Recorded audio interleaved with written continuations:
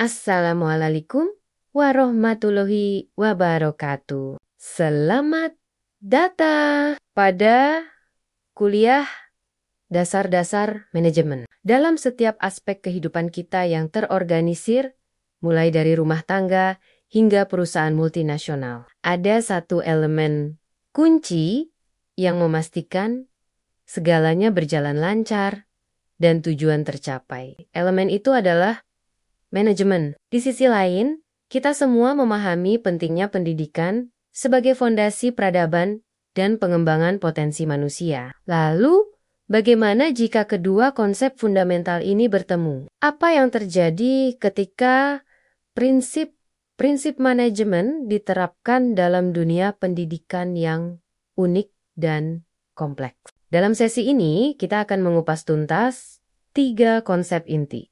Apa itu manajemen secara umum? Apa hakikat dari pendidikan itu sendiri? Dan yang terpenting, apa definisi utuh dari manajemen pendidikan? Serta mengapa pemahaman ini krusial bagi kita semua yang peduli akan kemajuan bangsa melalui pendidikan berkualitas. Mari kita mulai dengan konsep yang pertama. Apa yang terlintas di benak Anda ketika mendengar kata manajemen? Mungkin Anda membayangkan seorang manajer di kantor, pengaturan proyek, atau pengelolaan sumber daya. Semua itu benar, namun mari kita gali lebih dalam. Secara etimologis, kata manajemen sering dikaitkan dengan kata Italia manegiar yang berarti menangani atau mengendalikan, atau dari kata Latin manus yang berarti tangan. Ini menyiratkan adanya unsur penanganan, pengaturan, dan pengendalian. Para ahli telah memberikan berbagai definisi. George R. Terry misalnya mendefinisikan manajemen sebagai suatu proses khas yang terdiri dari tindakan-tindakan perencanaan, pengorganisasian, penggerakan, dan pengendalian yang dilakukan untuk menentukan serta mencapai sasaran yang telah ditentukan melalui pemanfaatan sumber daya, manusia, dan sumber-sumber lainnya. Definisi ini menekankan pada fungsi dasar manajemen. Henry Fayol, salah satu pionir teori manajemen klasik, melihat manajemen dari sudut pandang fungsi operasional yang harus dijalankan seorang manajer, yang kemudian dikenal luas sebagai POCCC, planning, organizing, commanding, coordinating, dan controlling. Peter Drucker, seorang guru manajemen modern, memberikan perspektif yang sedikit berbeda, menyatakan bahwa manajemen adalah tentang melakukan hal yang benar, sekaligus melakukan hal dengan benar. Manajemen, menurutnya, bertujuan untuk membuat sumber daya produktif. Intinya, manajemen adalah sebuah proses pencapaian tujuan organisasi melalui kerja bersama orang lain dan pemanfaatan berbagai sumber daya yang tersedia. Proses ini melibatkan serangkaian fungsi yang saling terkait. Fungsi-fungsi yang paling umum dikenal adalah POAC. Pertama, perencanaan. Ini adalah fungsi paling dasar, di mana manajer menetapkan tujuan organisasi, menentukan strategi untuk mencapai tujuan tersebut, dan mengembangkan rencana kerja untuk mengintegrasikan serta mengkoordinasikan kegiatan. Tanpa perencanaan, organisasi akan bergerak tanpa arah. Kedua, pengorganisasian. Setelah rencana dibuat, manajer perlu mengatur sumber daya, baik manusia maupun non-manusia. Ini melibatkan penentuan tugas apa yang harus dilakukan, siapa yang melakukannya, bagaimana tugas-tugas dikelompokkan, siapa melapor kepada siapa, dan di mana keputusan harus dibuat. Struktur organisasi yang jelas adalah hasil dari fungsi ini. Ketiga, pelaksanaan atau penggerakan. Fungsi ini melibatkan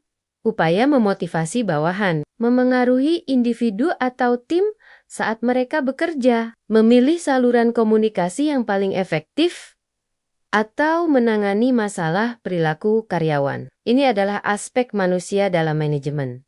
Memastikan semua elemen bergerak bersama menuju tujuan. Kepemimpinan adalah bagian vital dari fungsi ini. Keempat, pengendalian atau pengawasan. Fungsi terakhir ini adalah tentang memantau kinerja aktual, membandingkannya dengan standar atau tujuan yang telah ditetapkan, dan mengambil tindakan korektif jika diperlukan. Pengendalian memastikan bahwa organisasi tetap berada di jalur yang benar untuk mencapai tujuannya. Keempat fungsi ini berjalan sebagai siklus yang berkelanjutan. Jadi, secara ringkas, manajemen adalah proses universal dalam setiap upaya kolektif yang terorganisir untuk mencapai tujuan tertentu secara efektif dan efisien melalui fungsi perencanaan, pengorganisasian, penggerakan, dan pengendalian sumberang. Mari kita beralih ke konsep kedua, pendidikan. Apa sesungguhnya hakikat pendidikan? Kata pendidikan berasal dari bahasa Latin educare, yang berarti mengeluarkan atau menuntun keluar, dan educer yang berarti membesarkan atau melatih. Ini menyiratkan bahwa pendidikan adalah proses membantu mengeluarkan potensi yang ada dalam diri seseorang. Secara umum, pendidikan diartikan sebagai proses pembelajaran, pengetahuan, keterampilan, nilai-nilai, keyakinan, dan kebiasaan sekelompok orang yang diturunkan dari satu generasi ke generasi berikutnya melalui pengajaran, pelatihan, atau penelitian. Namun, pendidikan lebih dari sekadar transfer informasi. Ia adalah usaha sadar dan terencana untuk mewujudkan suasana belajar dan proses pembelajaran agar peserta didik secara aktif mengembangkan potensi dirinya.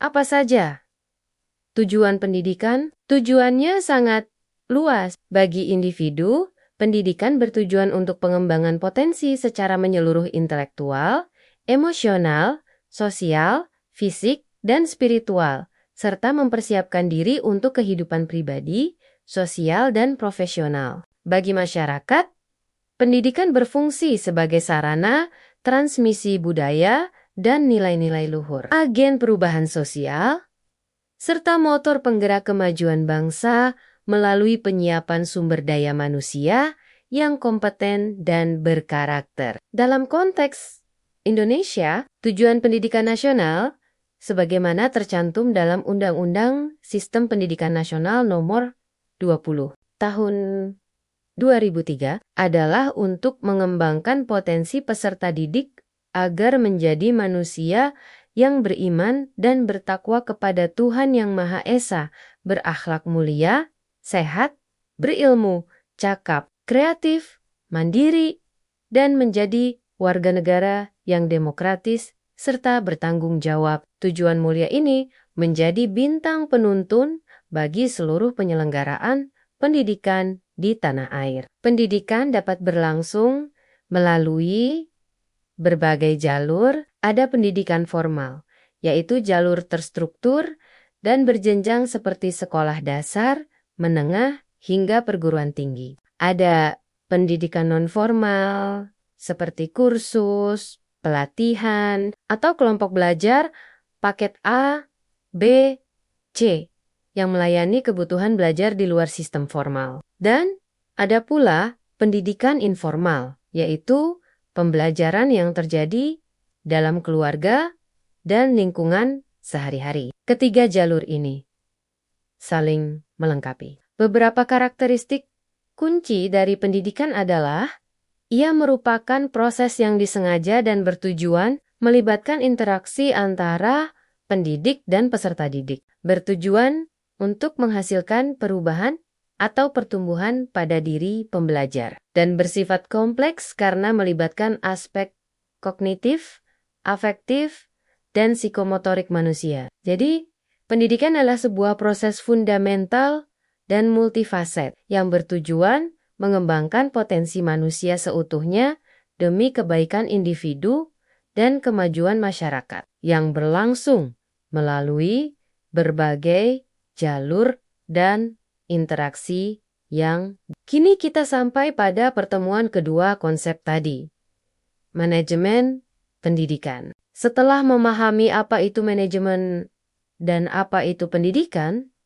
bagaimana kita mendefinisikan manajemen pendidikan? Sederhananya, manajemen pendidikan adalah penerapan prinsip dan fungsi manajemen dalam konteks organisasi atau institusi pendidikan untuk mencapai tujuan pendidikan secara efektif dan efisien.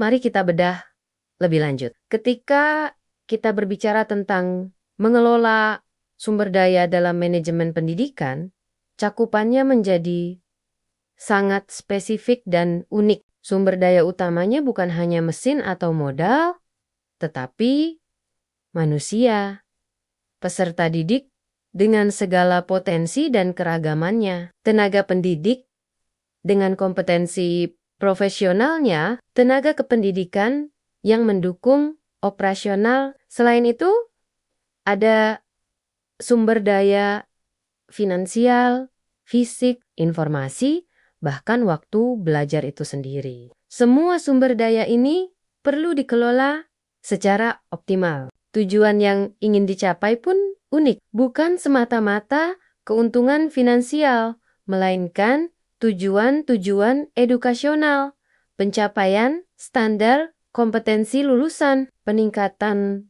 kualitas proses pembelajaran, pengembangan karakter dan akhlak mulia siswa, penciptaan lingkungan belajar yang aman, nyaman, dan inklusif, pemenuhan kepuasan pemangku kepentingan, pencapaian visi dan misi institusi pendidikan itu sendiri. Manajemen pendidikan diterapkan pada berbagai tingkatan. Di tingkat makro, pemerintah melakukan manajemen sistem pendidikan nasional secara keseluruhan. Di tingkat meso, Dinas Pendidikan Provinsi atau Kabupaten Kota mengelola pendidikan di wilayahnya. Dan di tingkat mikro, kepala sekolah atau pimpinan institusi pendidikan lainnya menerapkan manajemen pendidikan dalam operasional sehari-hari di satuan pendidikannya.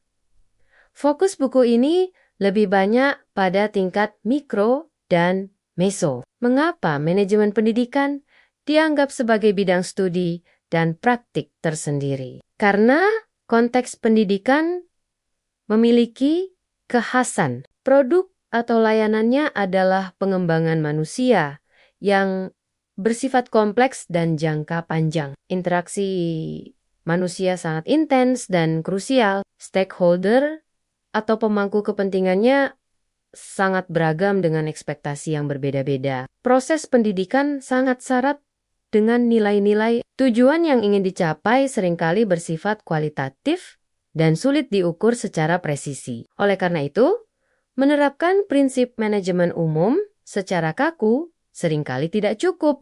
Diperlukan penyesuaian, adaptasi, dan pemahaman mendalam tentang hakikat proses pendidikan itu sendiri. Efektivitas dalam manajemen pendidikan berarti berhasil mencapai tujuan edukasional tersebut. Sedangkan efisiensi berarti mencapainya dengan penggunaan sumber daya yang bijaksana dan optimal. Sebagai penutup, mari kita simpulkan, manajemen adalah proses universal pencapaian tujuan melalui pengelolaan sumber daya dengan fungsi POAC. Pendidikan adalah proses fundamental pengembangan potensi manusia. Maka, manajemen pendidikan adalah penerapan proses manajemen tersebut secara sistematis dalam konteks unik institusi pendidikan. Dengan fokus pada pengelolaan sumber daya, spesifik pendidikan untuk mencapai tujuan